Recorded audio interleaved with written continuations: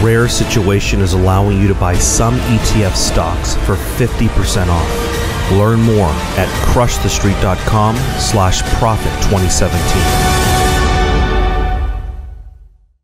Hello everyone, and welcome into crushthestreet.com. We're doing a video interview today with two guys. I hope you guys like this. If you guys do, we might make this a regular thing here at Crush the Street. I'm Kenneth Amaduri, and I'm joined today with Tai Zen, CEO and Senior Technical Analyst of Cryptocurrency.market, along with LeonFu.com, CTO and Senior Fundamental Analyst of Cryptocurrency.market. And interestingly enough, I spent like an hour talking to these guys before this call here, and they tell me their closest subscribers that they have that are following them are all millionaires. And I am blown away. This is so exciting to be talking with them today. I've been trying to get them on the line here for like a month now, and they finally squeezed me into their schedule. So Tai and Leon, how you guys doing today?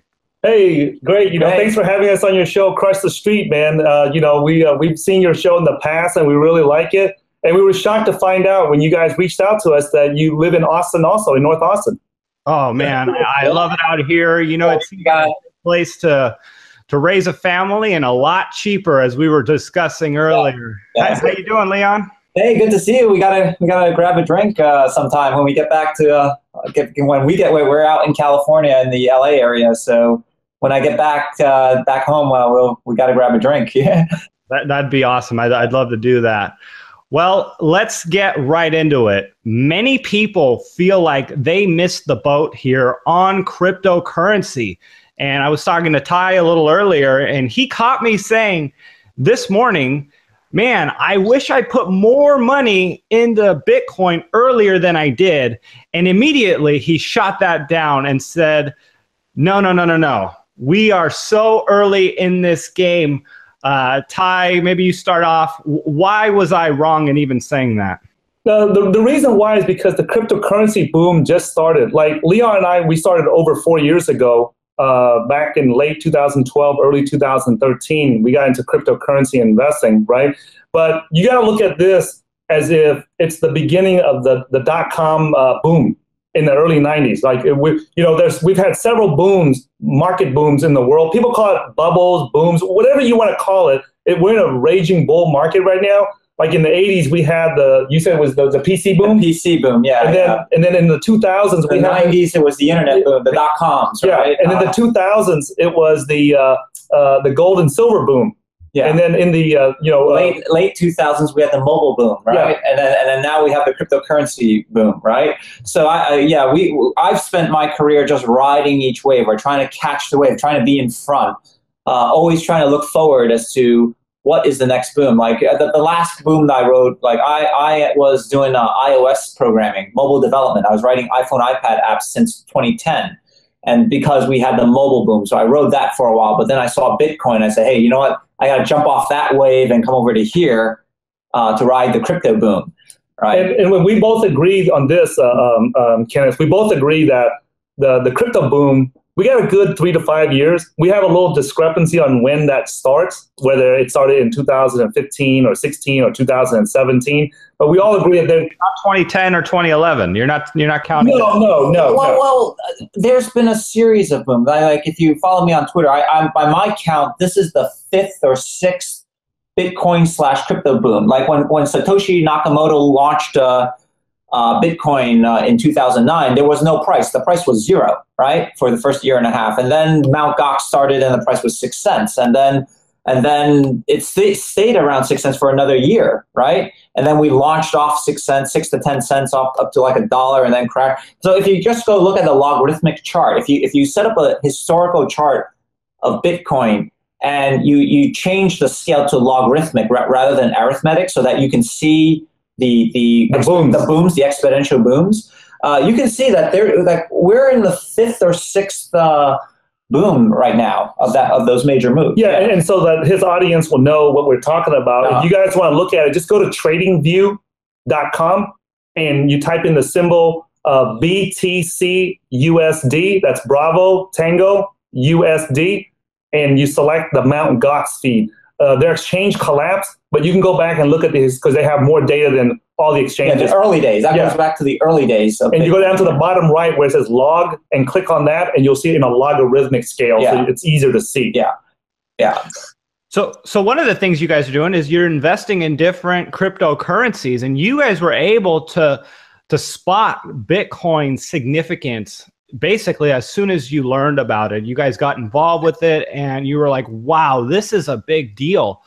So I guess let's start off with how big of a deal Bitcoin is, and then I want to get into what you guys look for when it comes to investing in other cryptocurrencies that lets you know, hey, these are a big deal too, and we should be paying attention to them.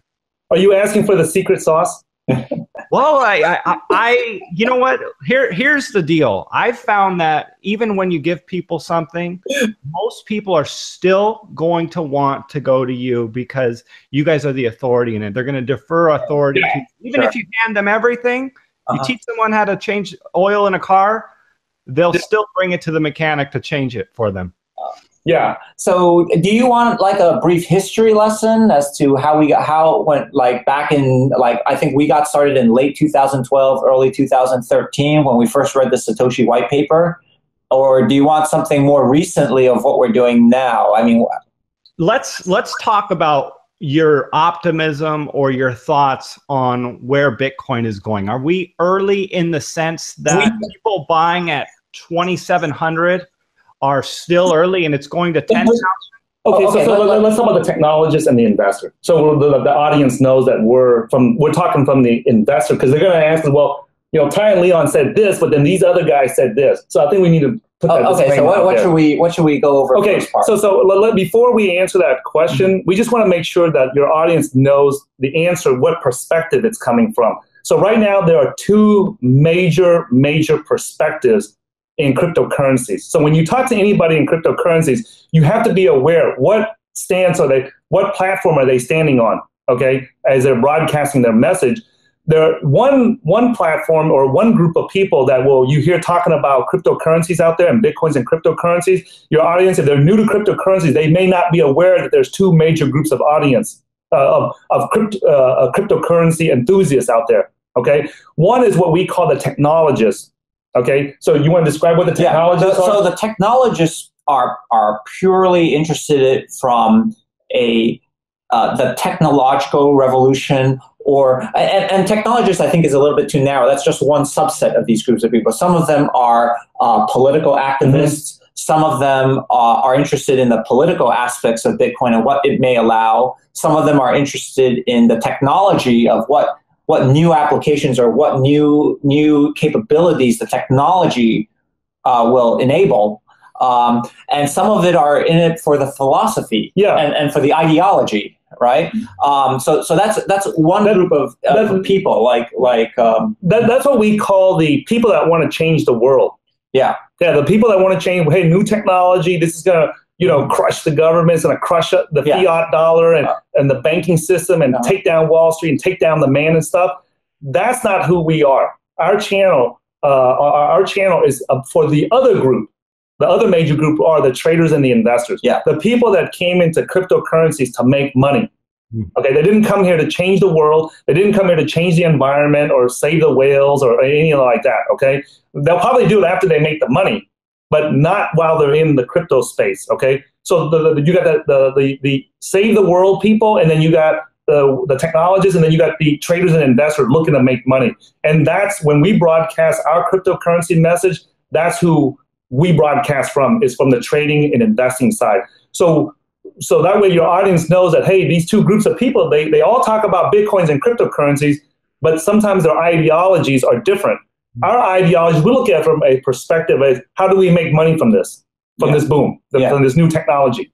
So let's talk about that, though. I mean, and I want to ask you, but starting with Bitcoin, what are your thoughts on it as it stands right now? Now, 6 months ago, I mean, it was what, triple digits or? It's gone up. Yeah, it's gone up over 300% in the past year. Yeah, so it wasn't even and so it's almost $3,000. And The question now is there opportunity that you guys see in Bitcoin? Well, we see opportunity, like a price momentum perspective, but not only that, but real fundamentals. Do you see more fundamentals entering the Bitcoin space, or do you see more of it going into other cryptocurrencies that you guys are following? Okay. To this day, the majority of the capital is still sitting in fiat. Okay, it's in US dollars, euros, British pounds, Japanese yen, all the big 7 currencies.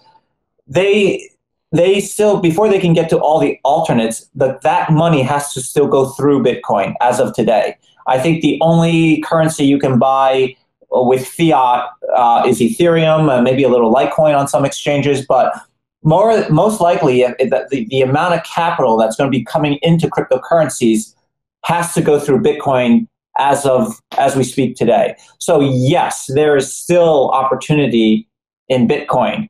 For how much longer or for how long,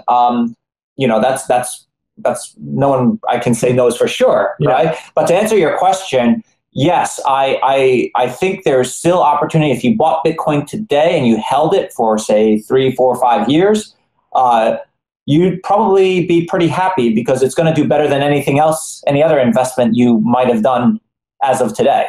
Right. But then about the altcoins, I also see that as I also, our longer term perspective is there's over 1,000 new cryptocurrencies already on the market, and new ones are coming out on a daily basis.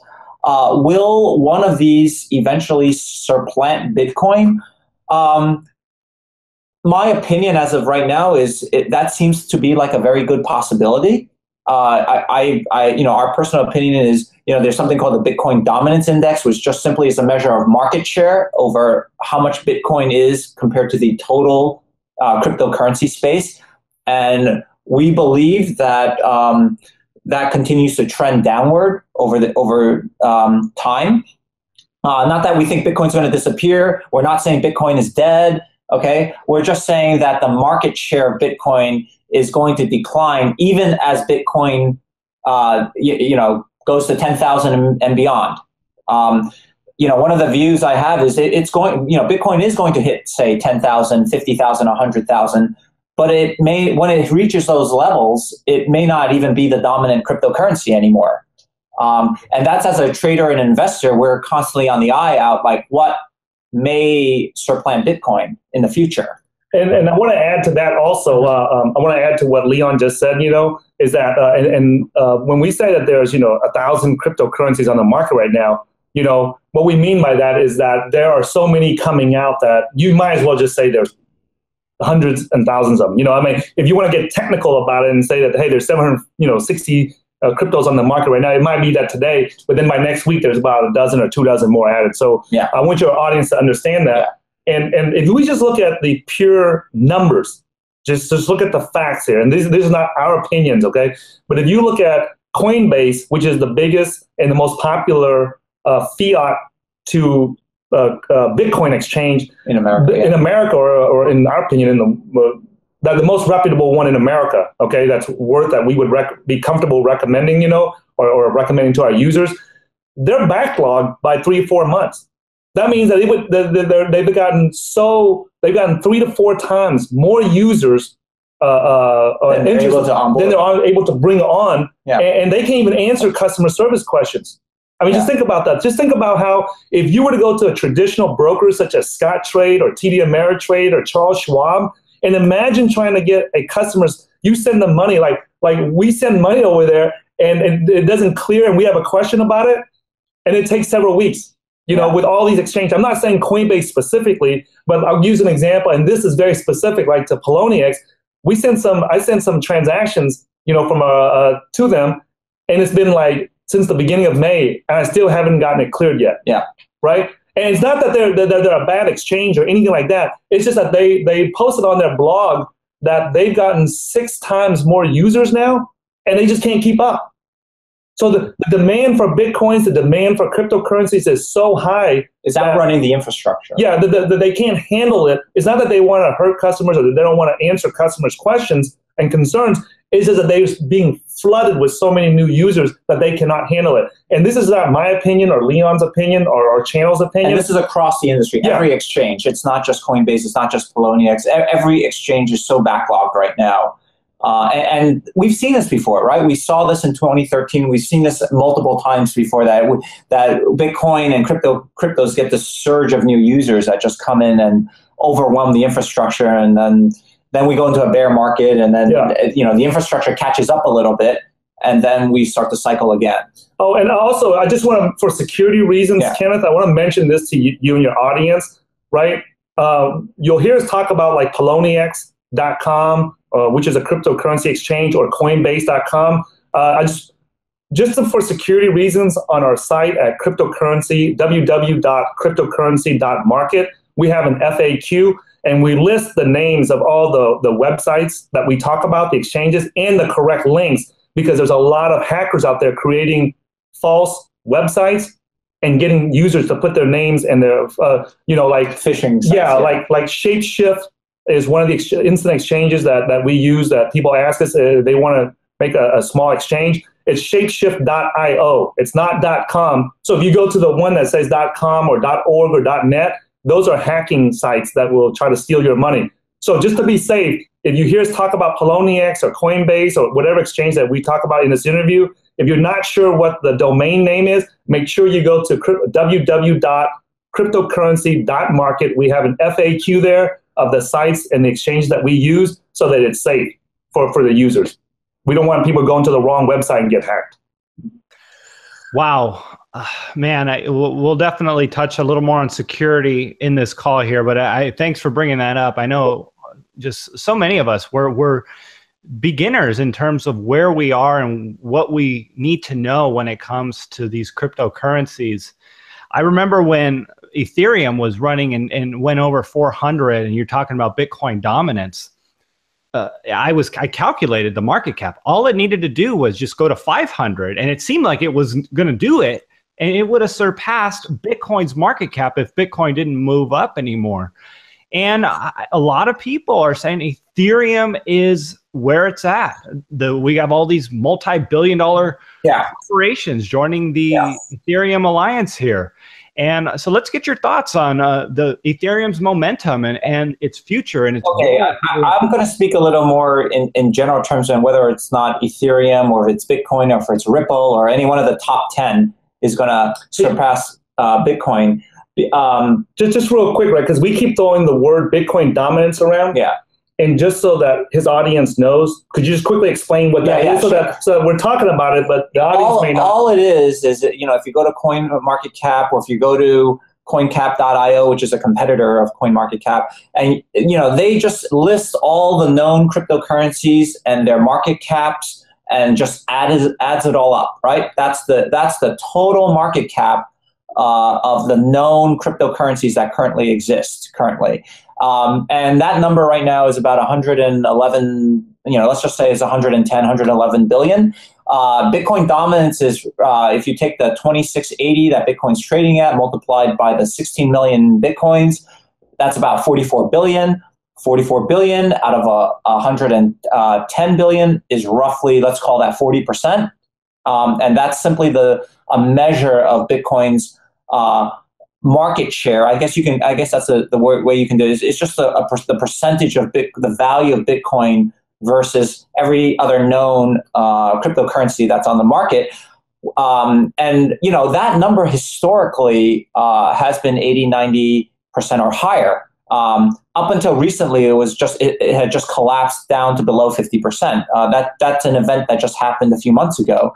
So that's what that is. Now, where I believe now is that we believe cryptos over the next long term, 5-10 years, is going to reach the trillions. I mean, if you consider like gold has a 7 trillion, currencies, all the major currencies in the world is worth about 100 trillions.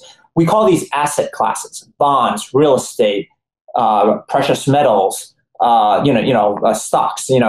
All of this stuff are what we call major asset classes, and they're all measured in the trillions. The total value of all of these are measured in the trillions. So our investment thesis as here at Cryptocurrency Market is we believe cryptocurrencies will reach multiple trillion-dollar market caps in the long run.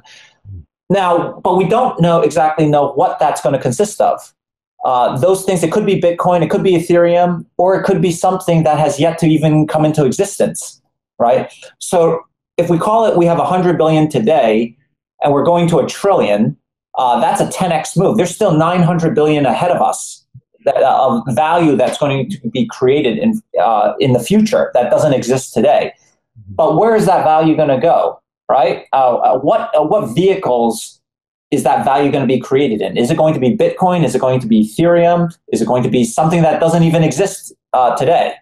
And that's what our channel is about. Our channel is about allowing investors and traders to capture the growth in the cryptocurrency assets. So yes, I do think Ethereum, to answer the question, do I believe Ethereum is going to surpass Bitcoin? There's a very high probability that that might happen.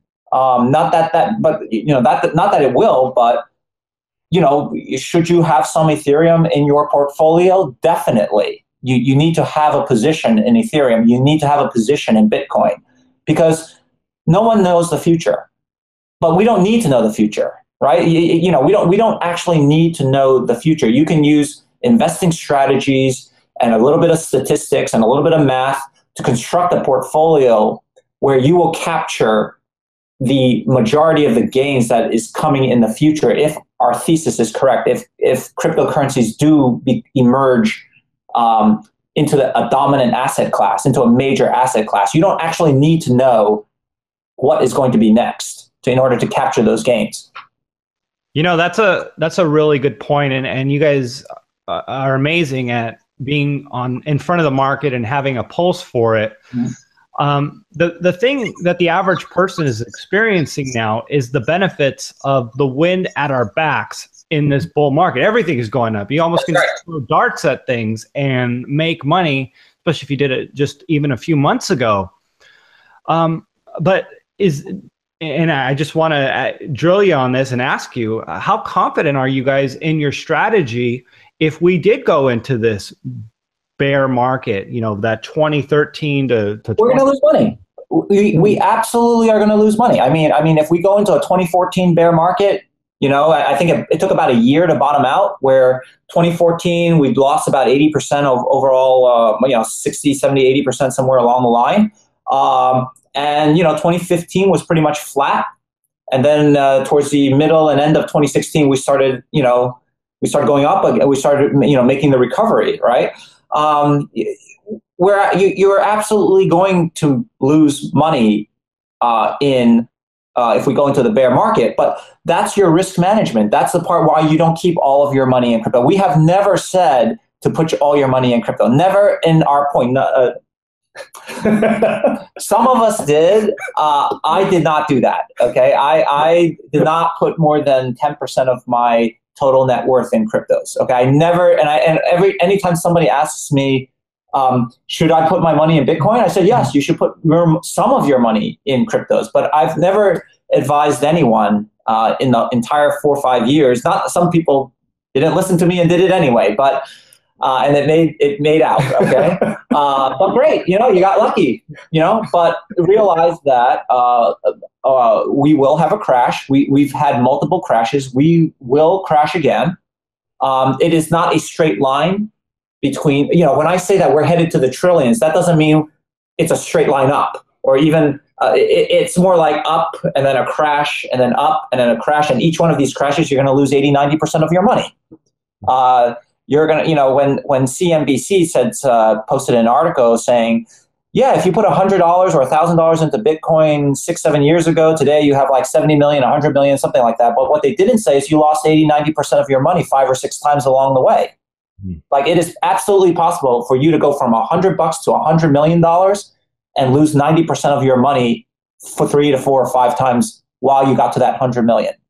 Right? And just to add to that, he was saying, put us only a small portion, many of our followers know, from our channel know that, I put all my life savings into crypto.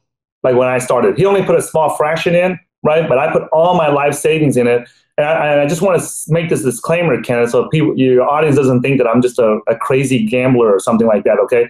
I was an experienced stocks, futures, and Forex trader already before I got into crypto, okay?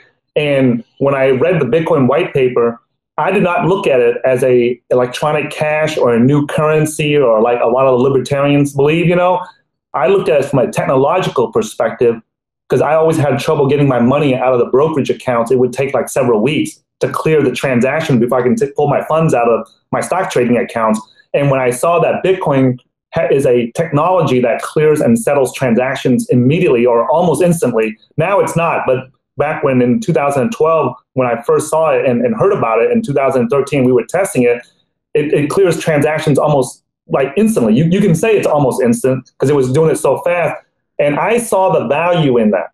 That's like you telling me that, hey, you know what? We have gasoline cars right now. And now, we got this. You just invented a new engine that, you can just pour water and spit into it or urinate into it. And it runs and gets 100 miles per gallon of water or urine or something like that. I would put my life savings into that because I see the value in that. So that was the reason why I put my entire life savings into crypto back when I started. Not because I was a gambler, I was taking a risk or nothing. I saw the value in it because I was already trading and I saw how fast it can settle a financial transaction. That's the reason why. Okay. That is powerful. Well then, Tai, I have a follow-up question. If you wouldn't mind, would you let us know how you've diversified your portfolio to the sense of you were 100% a few years ago, and have you brought it down, taken some money off the table to say, hey. Absolutely. Absolutely. You cannot we have a lot of, we see a lot of our colleagues on YouTube that they talk about cryptocurrencies and stuff. And sometimes, they talk about hold on to it and stuff. We are a firm believer that, we're from the trading and investing side. You can't say that you're a profitable trader if you don't ever take profits. Right? Oh, paper. Yeah. Fugazi. Yeah, we pay our monthly bills, our personal expenses, our business expenses. Everything we pay with comes from the profits from crypto. Okay, so everyone on our team that pays their the expenses, they're paying it from the profits from crypto. So we have to take profits in order to cover business expenses, internet expenses. I mean, just we have a business and a channel to operate. That costs money. Yeah. That costs money. So that has to come from somewhere. We're relocating to we're looking for a house shopping for a house in San Diego. That costs money. So that has to come from somewhere. And the reality is that no matter how much money you think you made in crypto, you still have to convert it to US dollars in order to buy a home. Significant purchase. Yeah. So yes, we do take profits. We don't take profits off on everything, but if we need to make payments and monthly expenses and we need to cover expenses, obviously we do take profits to do that. Okay. So but wrong with it goes to show how committed you guys are to this. This is what you're doing 100%. And sure. that I commend you guys for that and being able to do what you guys love. So when you say diversify, I don't know, did that answer your question? Or are you talking about diversified as far as put it in gold and silver and stocks and put it back in the futures market and options markets? Or no, I was satisfied with that answer, but when I was originally asking, I was thinking, from a confidence perspective, do you still feel as confident in having all your money in Bitcoin as you did a few years ago, because you think Bitcoin has a lot more to run, and not just Bitcoin, but some of these other ones? Right now, as crazy as this sounds, I would have more confidence putting my money into a Dogecoin or a Litecoin versus gold or silver. And I put my money where my mouth is. I'm not one of those guys that say, hey, I believe in gold or I believe in Apple stocks. And I'm like, okay, do you have your life savings in it? I do. And the reason why I say that is not because anything crazy. It's because the potential for a Dogecoin or a Litecoin or a Bitcoin or an Ethereum to grow. We don't have a bias here on our channel of any investment vehicle. If you tell us that we're looking out the window of the beautiful Southern California, Orange County, California right now, we're looking at all these beautiful palm trees in front of us outside the hotel room here, right, as we're talking to you, and it's a beautiful scene. And if you told us, hey, Tai, if you invest into these beautiful palm trees, it'll give you 100% return in a year, we'll do it. We have no bias, whether it's Bitcoins, Litecoins, Dogecoins, Ripple. It doesn't really matter to us. We look at it as, okay, for every dollar that we invest into it, what is the potential return on investment is what they call ROI. And if you tell us that, hey, gold has more of a potential, and here's the case for gold or silver or Apple stocks or Facebook stocks, whatever, we'll invest into it. It's just a matter of what is the potential ROI. And right now, and also what is the risk? Yeah, and what's the risk that's involved with that? Yeah. So if we put like every dollar that we have, if we put it into gold right now, yeah, it sounds great. It's been around for 5,000 years, but we don't care. The fact is, if we put $1 into gold today, a year from now, what is the potential profit? Yeah. And I own some gold. If I put any money into gold, it's more. I'm not really even looking to make money off of it. It's just for capital. It's just for capital preservation. It's like I just don't want it to lose money. Because that's the point of diversification. So we diversify into crypto, and then obviously there's other things that we diversify into businesses. Is what we like to do. Is that the money that we make, we like to diversify it back and build businesses out of it, right? And that's for us personally. Tai and Leon, one of the things that I'm getting is that you guys are agnostic in terms of where you're going to put your money. You want to look for value. Yeah. And a lot of people have said that Bitcoin is digital gold and equivalent to digital gold. But you've also said that you're not 100% sure what direction Bitcoin's going to. You think it's very the possibility, the value is very exciting for Bitcoin, but you're not necessarily saying we know 100%. And no one does. No one can make that claim that they know 100%. People are putting their money where their mouth is and saying, I believe that Bitcoin is immutable 100% and equating it to gold's historical purpose in this world. So let's just touch on that real quick there. And then I want to move over and close this out with security. Sure. So yes, I do believe that is a possibility. Now, if you tell me those people who says it's absolute, it's a foregone conclusion that Bitcoin will become the digital code or will become the dominant cryptocurrency, then I'd like to bet against them. Yeah, I'd like to bet against them. Right?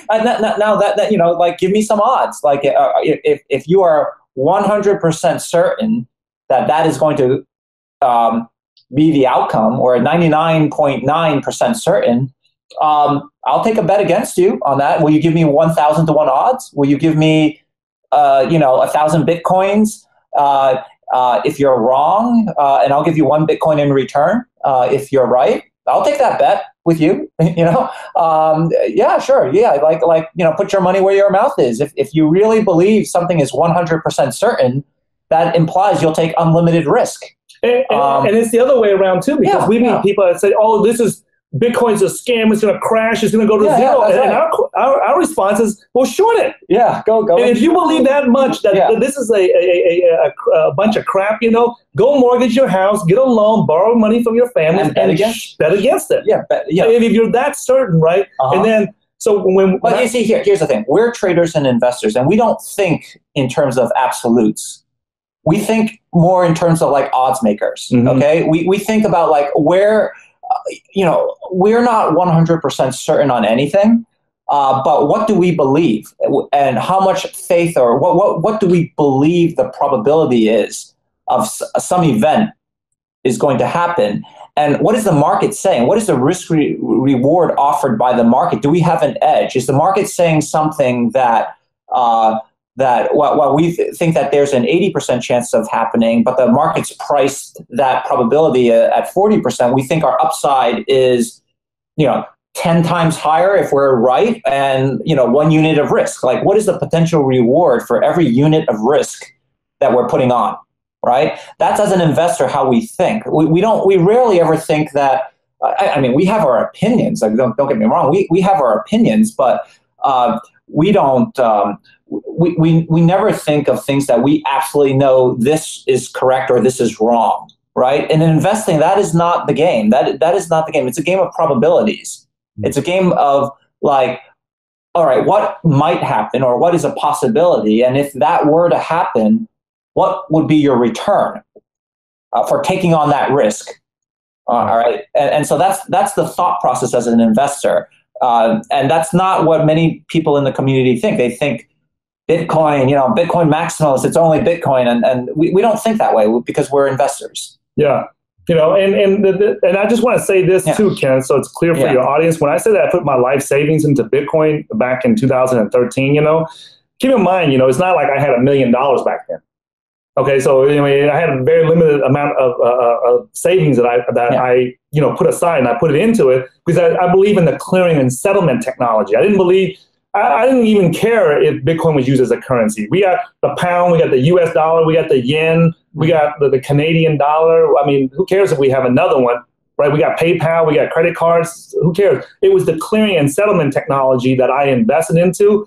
And keep in mind that when I put it into it and I put it all on Bitcoin, it was because that was all I knew at the time. I didn't know about the other cryptocurrencies. I had just started learning about cryptocurrencies, and it just so happened that the first one that I learned about was Bitcoin, and the energy brokerage firm that I worked at, they had a Bitcoin farm there, and I learned about Bitcoin. So that was the primary knowledge that I had, was around Bitcoin. That's why I put everything into it. Yeah, and remember that whether or not you go all in also depends on how much you have, right? Now, if you just have a few $1,000s and that's all you have and you're just starting out, then okay, I can understand you pushing all your money into Bitcoin or something that you believe in, because it's in the grand scheme of things, it's such a small amount of money that even if you were to lose it all, you're not really even that much worse off than you were before you did make that bet, right? If you're just saying, I'm just out of college, or I just moved out of my parents' house and I have a couple $1,000s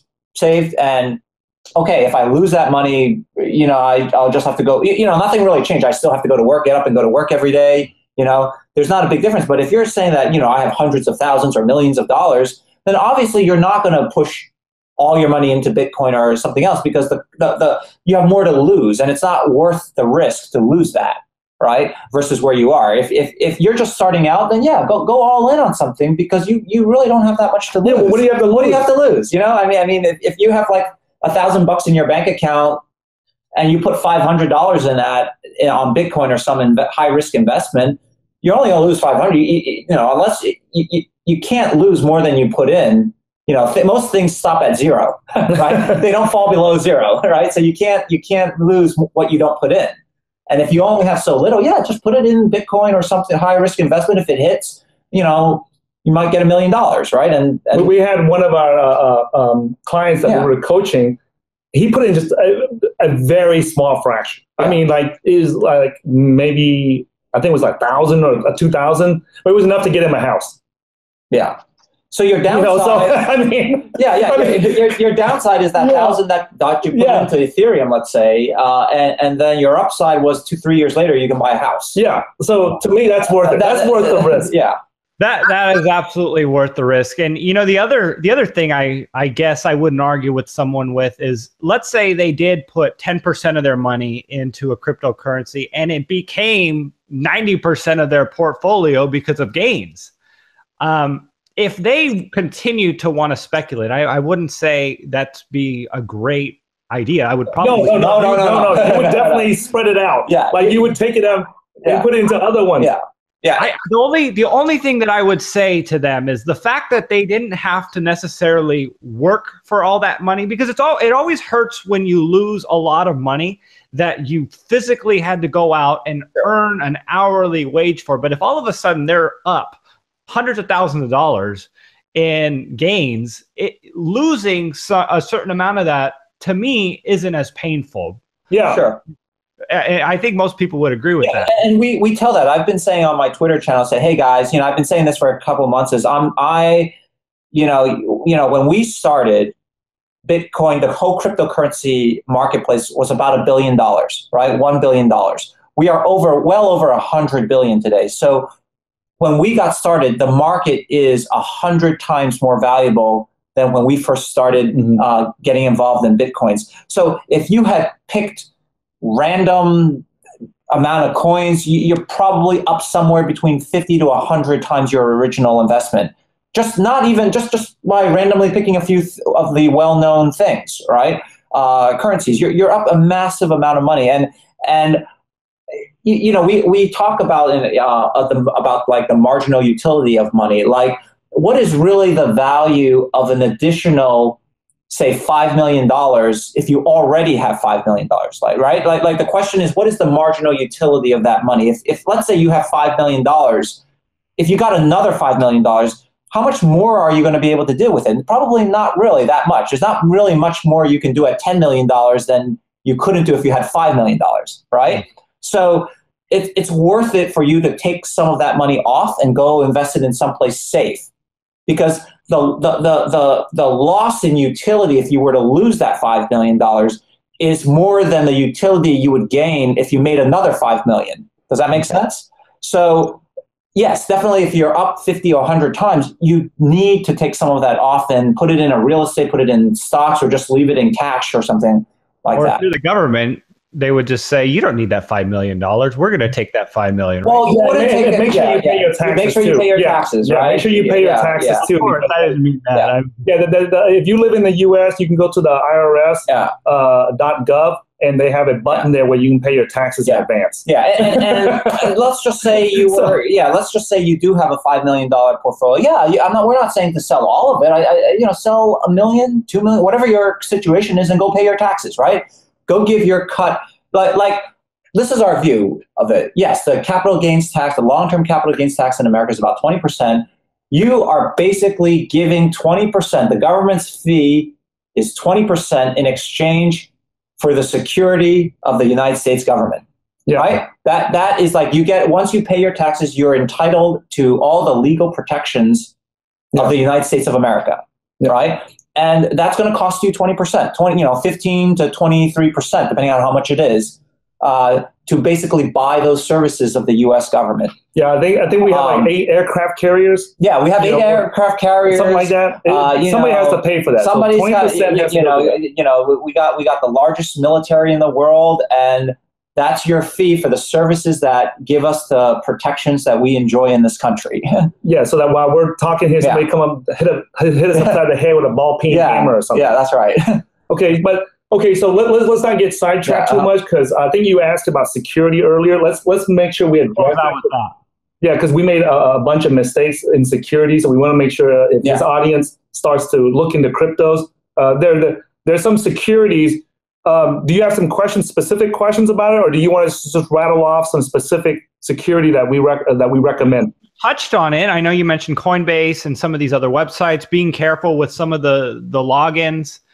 Look, I need to upgrade my security on all the things that I'm doing. I know being semi-high profile. Yeah. Okay. So let's just run. We're just gonna do a security dump on you on your channel here. Okay. So let's just talk from the low, from the bottom, and then we'll just come up. Okay. So just a general philosophy about cryptos in general.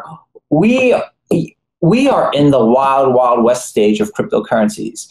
It's analogous to the frontier in the 19th century, in the 1800s, when you got the settlers, the wagon, people on a wagon, going out to the wild, wild west, right? That is the state of cryptocurrencies today. Okay. Yeah. So the first question is this safe? The answer is always no. Okay. Now there are things that are more safe than other things, but nothing is safe. Okay. And when we talk about this, right? Like, people always ask us, hey, is Coinbase safe? Is Poloniex safe? Is using a hardware wallet safer than using a desktop wallet? Is it safer than? So people always ask us this all the time. Is this safer than this? Is A safer than B? Okay. And the answer is this. Okay. Like he said, nothing is safe. the question that you want to ask yourself is, how long does it take for the hacker to get to you? Yeah. So if you use it, if you do it this method, it only takes, like if you use a human created password for any of your cryptocurrency accounts, it only takes about 5 or 10 minutes for a hacker to figure out what the password is. They have special software that they can just hack into your account, and within just a couple of minutes, they can just figure out. So if you use a password such as, like Crush the Street, right? And you created a Bitcoin account or a cryptocurrency account, you use Crush the Street because you think it's cute, it's your channel, and you use that as the password, it's almost guaranteed that the hackers will only take about 30 seconds or 1 minute to crack if they decide. So what we view on security is like, what is there's no such thing as absolute security, but there is such things are, it's more expensive for a hacker to attack you than other security procedures. That's how we view security. Security is time and money, right? Yeah. If you, before the interview, you asked us, is this password manager safe? Or are password managers safe? And I would say no, they're not safe, but it's safer than you trying to remember your password or you creating your password, right? Like you have to ask yourself, is not that whether this is safe, but is it safer than the next best alternative? Yeah, so let's just use some examples so that the audience will understand, right? Yeah. So let's just say you created a password, such as Crush the Street for one of your cryptocurrency accounts. The time and money it takes for a hacker to figure that out is about 30 seconds. And it costs hardly any money. It doesn't even cost any money, okay? If you create a password using a password manager such as Dashlane for a Mac computer, or KeePass or KeePassX or LastPass, any of those password managers, now it just went from zero cost and 30 seconds to possibly hundreds of dollars and maybe a few decades. Right? So the hacker, you have to make it so that it costs money and time for the hacker to try to steal your cryptocurrencies. Okay? So now you just went from a minute to, like, let's just say 10 years or 20 years. And the hacker has to ask himself, is it worth it for me to run my computer for 10 years to figure out what the password to your account is? Or to spend time and money to hack KeePass or to hack Dashlane, right? So that's how you have to think of security. And it's the same thing with the cryptos. We talk a lot about how do you secure your cryptos, right? Well, there's a lot of different ways for you to do that. You could keep them on paper wallets. You can keep them on your computer. You can keep them on your phone. You can buy hardware wallets. You can keep them on exchanges, right? So when you ask yourself, is this safe? You have to consider about what you are trying to do and how much security you want versus the inconvenience you will have to implement those higher security, right? And it's a judgment call. It's a judgment say, all right, well, this is not as secure, but I need to be able to move my cryptos in and out quickly, right? Or, okay, this is more secure, but it's locked in a safe on a piece of paper. If I ever needed to bring that online, it's going to take me an hour to run to the bank, open the safety box, pull out my paper wallets, and load them onto a computer, right? So you have to understand from a security perspective, what are the advantages and disadvantages of each method. Some things are more secure, but more inconvenient. Some things are less secure, but they're very convenient.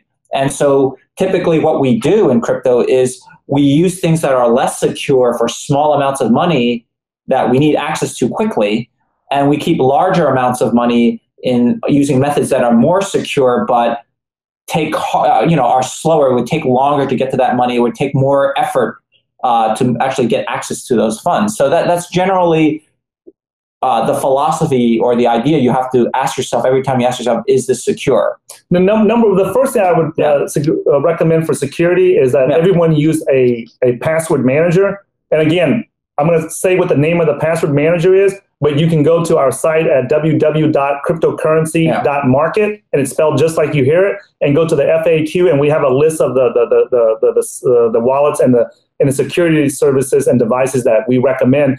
Everybody use if you're on a Mac, you use Dashlane. That can be a free or a paid service. They have different features. And then if you're using a PC, you can use KeePass or you can use KeePassX. Okay, KeePass is an open source password manager, right? So that you only have to remember one strong master password, and then everything that is in there is encrypted. Yeah.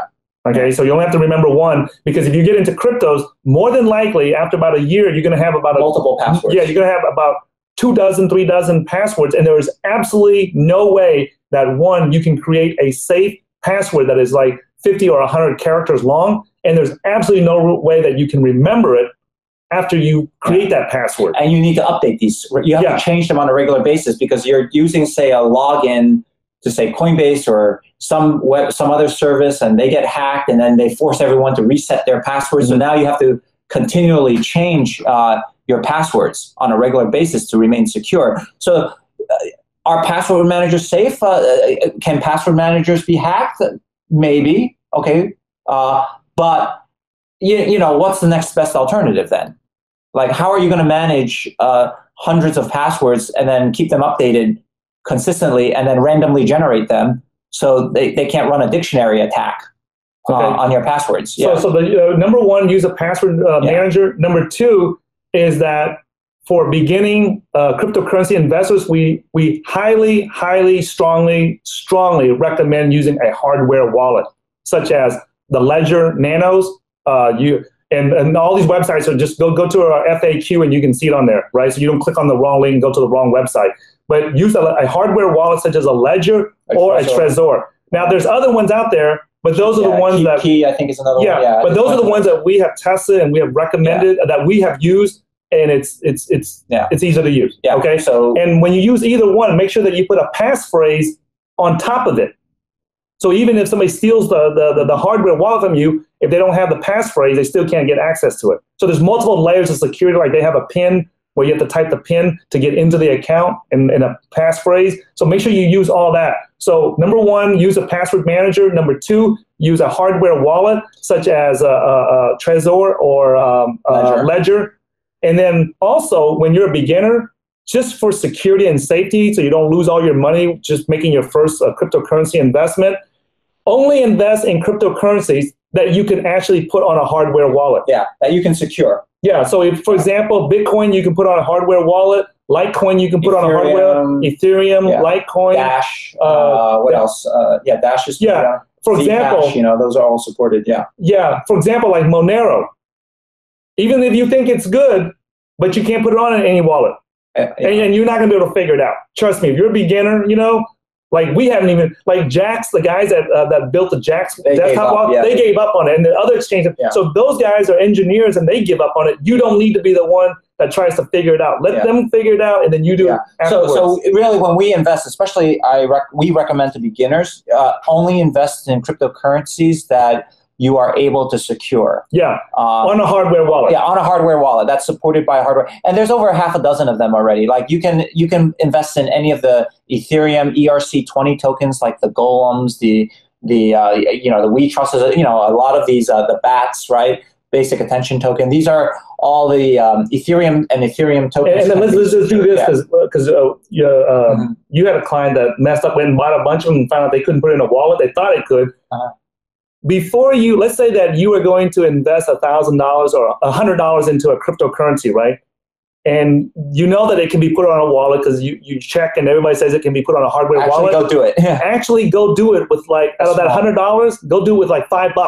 Yeah. Transfer from the exchange to the hardware wallet and then back to the exchange and do it about 3 times to make sure that it actually works before you can do it. Because somebody else online might say it does, but it may be you may not be able to do it, right? So definitely whenever you decide you're going to invest in a crypto, make sure buy a small amount to begin with and play with it to make sure you understand it before you actually put your full position size in it. And then after the password manager, the hardware wallet, the third thing is the desktop wallet. The type of desktop wallet that you use has to be simple so you don't screw it up.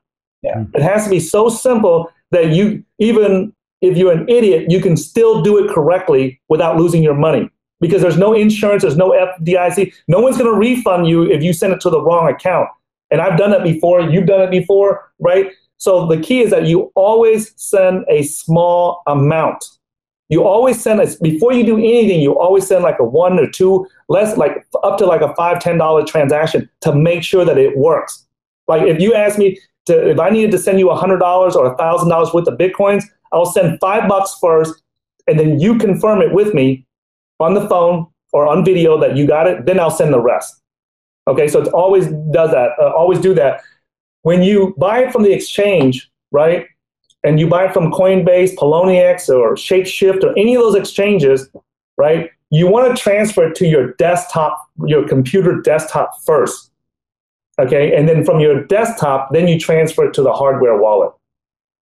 Okay, so move it from the exchange to your computer, and then from your computer to the hardware wallet. The two wallets that I recommend for the desktop, the easiest one, this is like the easiest, and in our opinion, the best design wallet on the market, all right, is the Exodus.io wallet. Now, we also have to make a disclaimer about this, okay? We have a lot of our team members that are investors in the wallet service, the wallet design, the company itself. Like we, there's people on our team that invested into the company, and the reason why we invested into the company was because we believe in the project. We believe in the software. It was like the easiest and most elegant and most user-friendly wallet that we had ever seen, and that's why we made the decision to do that. So when we were making that suggestion to you guys, we want to be full disclosure that we are, there's people on our team that invest in the company Exodus itself. They don't have a cryptocurrency, so don't email us asking us, is there a coin for it? There isn't. It's just the company itself, right? I think they're out in Nebraska. So so you would transfer it from there to Exodus, and then from Exodus you can transfer it to your hardware wallet. The second wallet that we suggest is using Jax.io. So the Exodus is a company based out of Nebraska, out of the cornfields, the out there. I think, right? Yeah, Omaha, Nebraska, I think it is. And then Jax.io is based out of near Tampa, Florida.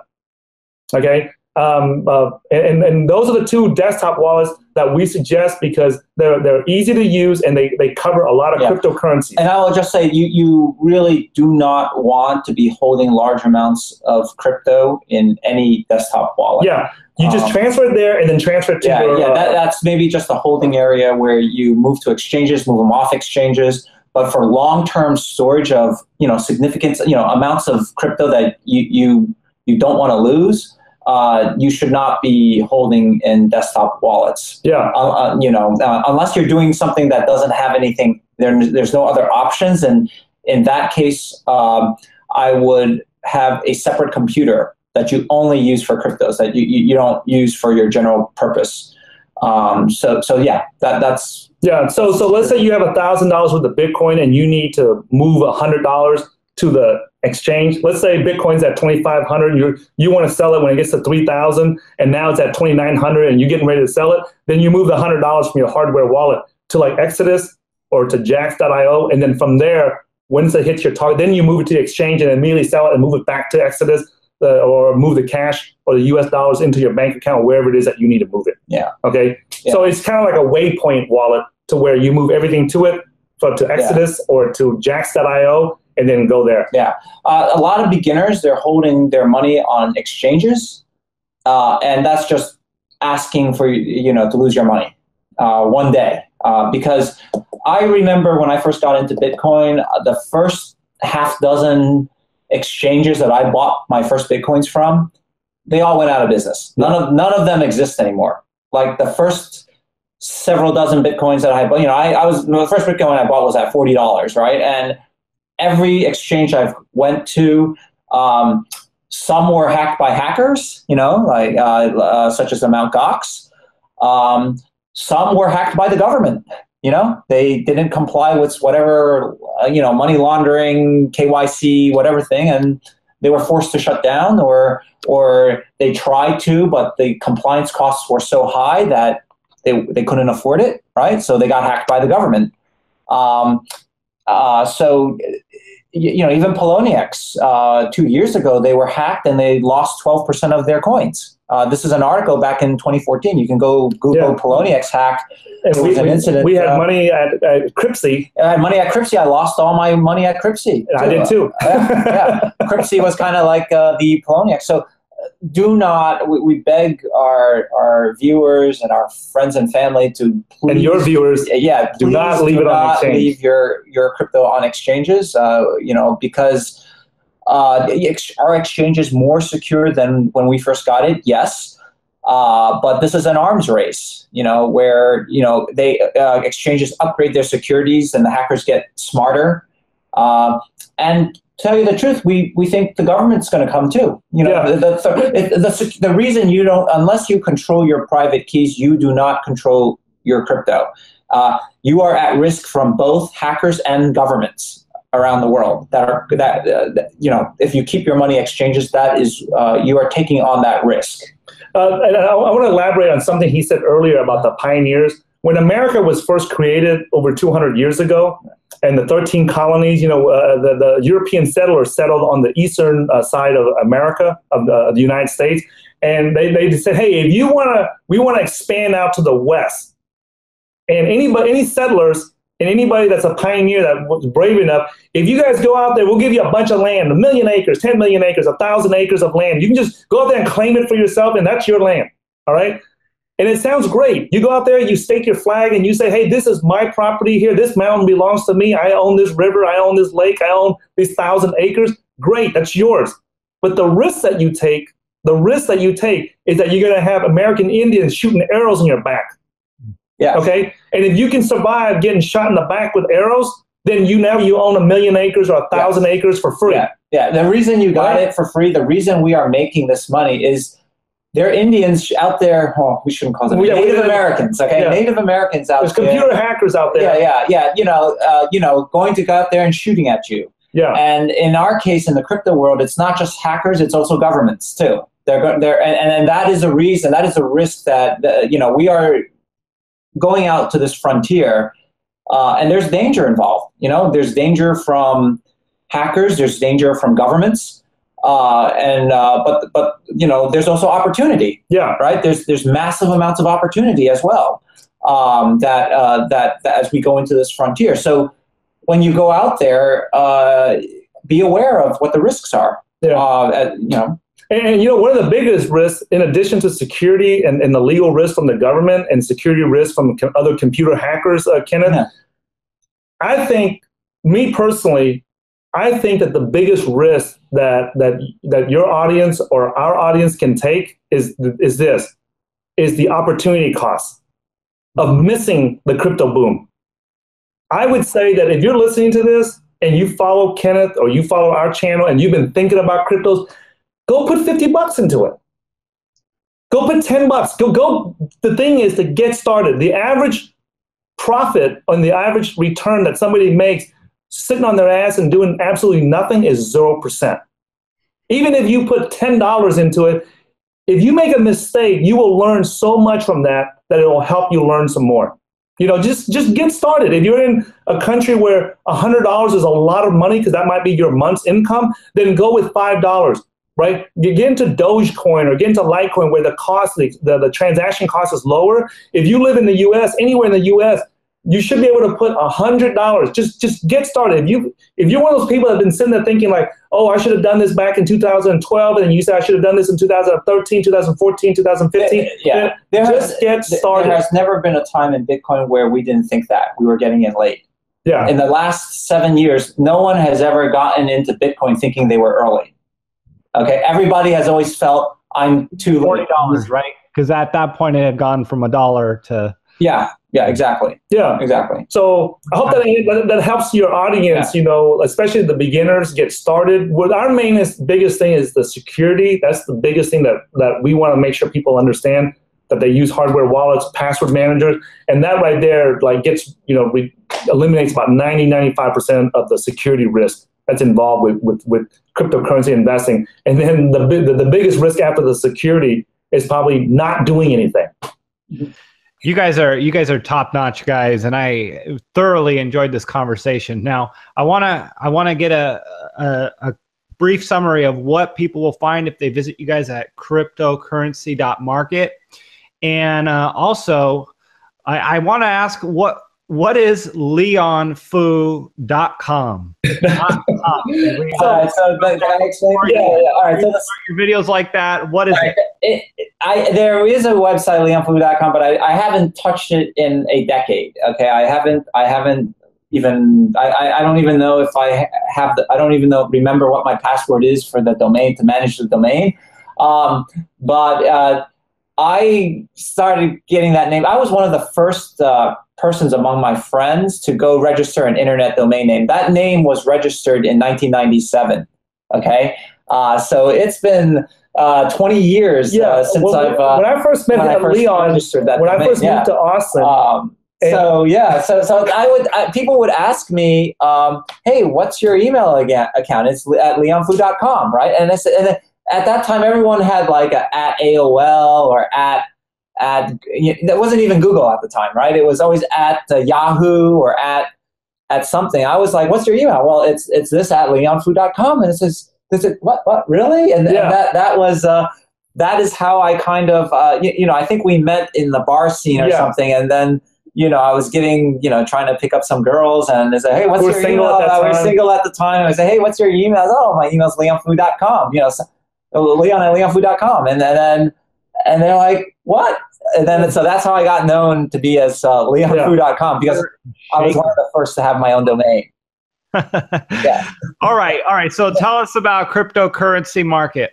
Yeah. Okay. So there's if you guys want to check out more information from us or learn more or follow us, the best way to follow us is at www.cryptocurrency.market/newsletter. Right. And it's a free newsletter. There's nothing there. It's just information. That's how every time we create a new video on our YouTube channel, we send it out to everyone. Hey, this is the new video we just created, and this is what we're going to talk about. Yeah. So here's something that your audience needs to know. Don't expect any fancy production.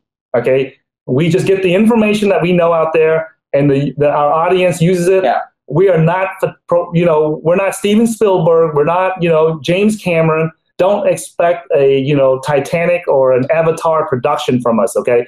We get the information out there for security and to make money, and that's it. Okay. Yeah. So Tai likes to make YouTube videos. I prefer Twitter. I like to write. I'm more of a writer, and sometimes when I want to write, I'll write a blog. But I'm at Leon C. Fu on Twitter. You can follow me.